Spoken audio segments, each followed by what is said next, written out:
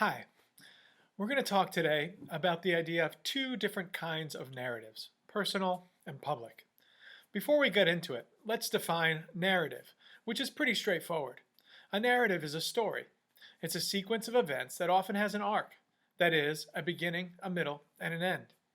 Narratives often have a message or a point or a moral, but not always. The most important thing is that it's a sequence of events that happens over time.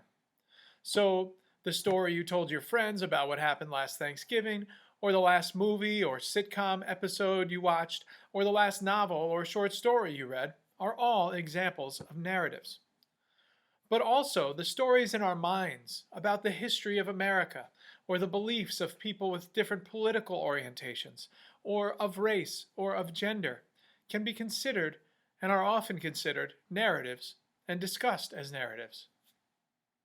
That Thanksgiving story I mentioned earlier, that's a personal narrative. Anything that has happened to you personally can be considered a personal narrative and a part of your broader personal narrative. But it's not just what happens to you. When you read or hear a story about things that happen to another person, a sequence of events that happens over time, perhaps with a moral, you're experiencing a personal narrative. It's just not your own. Now, public narratives are potentially a bit tougher to understand. Consider how the word narrative is used in the following sentence, and I quote, Paul Manafort worked with a close associate who was a Russian intelligence officer on, quote, narratives that sought to undermine the evidence that Russia interfered in the 2016 US election, unquote. What does narrative mean in that context? These are public stories that evolve in the news. The sentence focuses on stories that promote a specific view or way of looking at the facts surrounding the 2016 election. Those stories emanate in culture and in news cycles, and most importantly, in our minds. Public narratives shape the way we see the world. As we learn about new events, we consider them as the next chapters of the story of our world, society, and culture that continually unfolds in our minds. Now, let's watch this video that was posted on Instagram and became national news.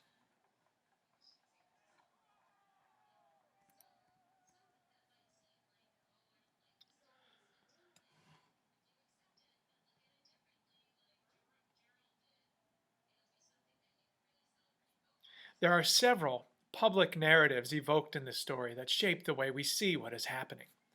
The MAGA hat, the Native American garb, the drumming, the boy's smile, the ages of the two people. They all fit into the stories we carry with us about the world in ways that are unique to our worldview, our politics, and our general views. Think for a moment about how people from different political affiliations might view this video differently. And if you find yourself interested, the boys' school is called Covington. This is often talked about as like the Covington kid story. If you Google it, you'll see how this story continues to unfold. Certainly, it's suiting certain narratives and grading against others right to this day. Now, the most important part of this whole thing is to recognize where the personal and the public narratives intersect, and to consider your own story in the context of a public story with which it interacts. This is something that the critic and teacher V. Jo Su calls the relational setting, where the personal and the public interact. So, in terms of the video, both the Native American elder and the boy have their own personal stories that brought them to that moment. And those personal stories have affected their worldview. And when they met there, and that video was taken and posted to Instagram, it became a public story that continues. There are a few different public narratives, for example, surrounding public assistance. Some people think that it makes people lazy. For others, it's a lifeline for people who lack opportunities. A person's interactions with someone on public assistance will be affected by which of these narratives they buy into and through which they see the world. What I'd like you all to do with this information is consider for yourself what public narratives you believe in, and consider further how your own personal stories interact with those public stories.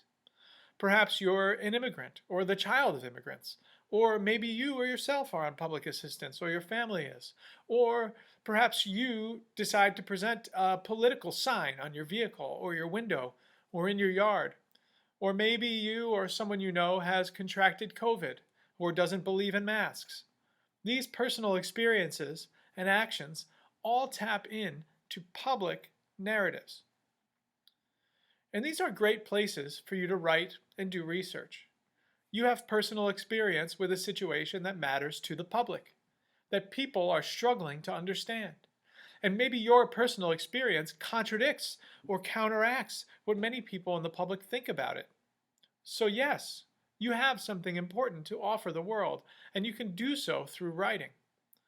Tell others how your personal experience, how your personal narrative interacts with those other broader public narratives. In doing so, you might contribute to the next chapter of the public's perception of your world.